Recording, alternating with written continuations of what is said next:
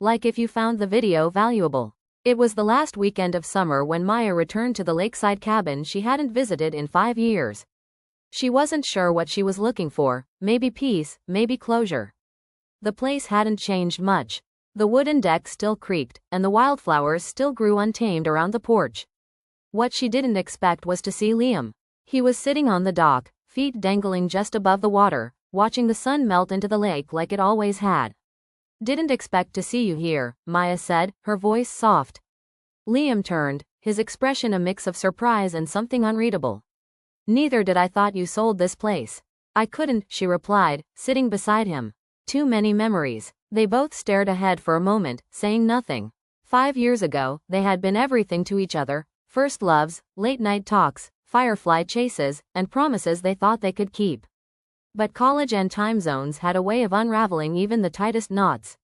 "I still remember that summer," Liam finally said, "when we stayed up all night trying to catch fireflies and ended up sleeping under the stars." Maya smiled. "You snored, you kicked." They both laughed, and it felt like no time had passed. As darkness crept in, the fireflies emerged, flickering like tiny lanterns. Liam reached into his backpack and pulled out an old mason jar, scratched, slightly cloudy. "You kept it?" she asked. "I guess I hoped there'd be a reason to use it again someday." They wandered into the tall grass near the cabin, chasing the flickers like they used to.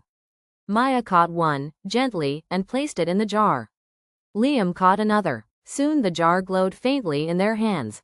"I thought we'd never talk again," she said quietly. "I thought about calling 100 times," he replied. "But I didn't know if you'd want me to." Maya looked at him, her eyes soft in the darkness.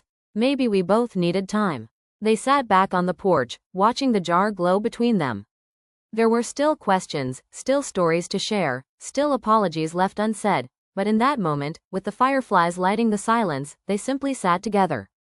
Not as strangers, not quite as lovers again, but as two people who once loved deeply, and maybe, just maybe, still did.